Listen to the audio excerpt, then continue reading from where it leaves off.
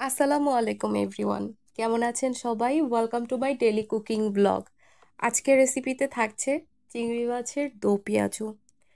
তো চিংড়ি মাছের দো পেঁয়াজু করার জন্য মাঝারি সাইজের চিংড়ি মাছ, এরকম অল্প মানুষ, দুজন মানুষের রান্না। তো এখানে তেল কড়াইয়ে গরম হয়ে গেল পর নুন হলুদ মাখিয়ে চিংড়ি মাছগুলো হালকা রোস্ট করে নেওয়া হবে। খুব বেশি ভাজা হবে না, তাহলে আবার চিংড়ি মাছ শক্ত হয়ে গেলে ভিতরে মশলা ঢুকতে চায় না।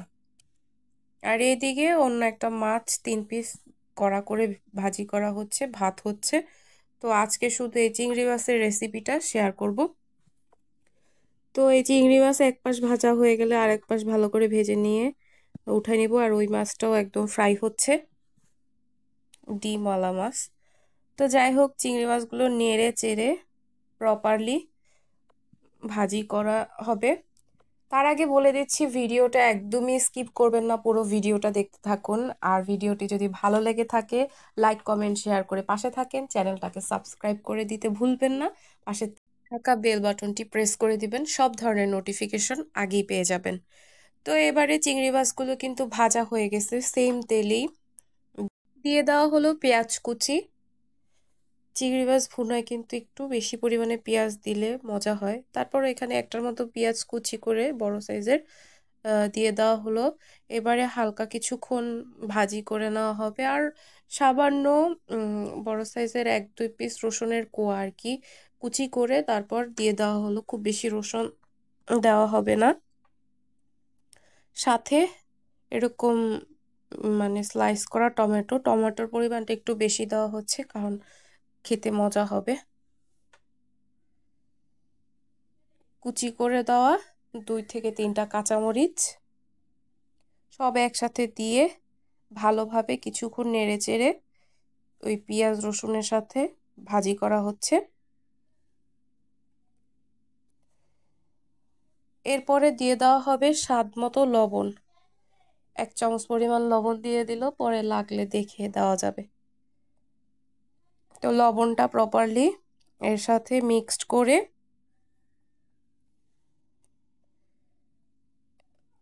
দিয়ে দেওয়া হচ্ছে 1 চামচ পরিমাণ হলুদ গুঁড়ো। আর যাবে 1 চামচ পরিমাণ ধনিয়া গুঁড়ো, 1 চামচ পরিমাণ মরিচের গুঁড়ো। সব একসাথে দিয়ে প্রপারলি মিক্সড করে নেওয়া হবে মশলাটার সাথে। যেহেতু দো পেঁয়াজও, তো একদম ভুনা ভুনা করে মশলাটা আগেই, মশলার ঘ্রাণটা প্রপারলি ভাবে, কাঁচা মশলার ঘ্রাণটা সরাই নেওয়া হবে। একটুখানি পানি দিয়ে দেওয়া হলো। তারপরে অল্প কিছুক্ষণ এই পেঁয়াজটা ভালোভাবে একটু নরম হওয়ার জন্য সিদ্ধ হতে টাইম দিতে হবে। এর মধ্যে টমেটোটাও কিন্তু একদম মেল্ট হয়ে গেছে। তো একটু ভালো করে নেড়ে নিয়ে এর সাথে ভেজে রাখা চিংড়ি মাছগুলো দিয়ে দেওয়া হবে উপর থেকে। দিয়ে দেওয়া হলো। প্রপারলি এই মশলাটার সাথে চিংড়ি মাছগুলো মিক্স করে নিতে হবে।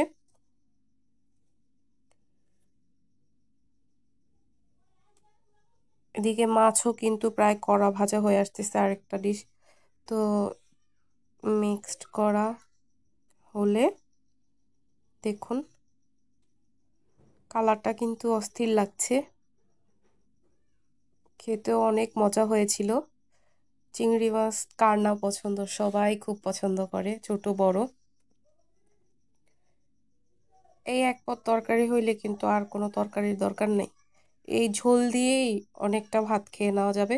তো অলরেডি কিন্তু প্রায় রান্না শেষ, একদম শুকনো শুকনো হয়ে এসেছে। উপর থেকে এরকম ধনিয়া কুচি দিয়ে তারপর নামাই নেওয়া হবে। কেমন লাগলো আজকের এই ভিডিওটা অবশ্যই লাইক কমেন্ট দিয়ে জানাবেন।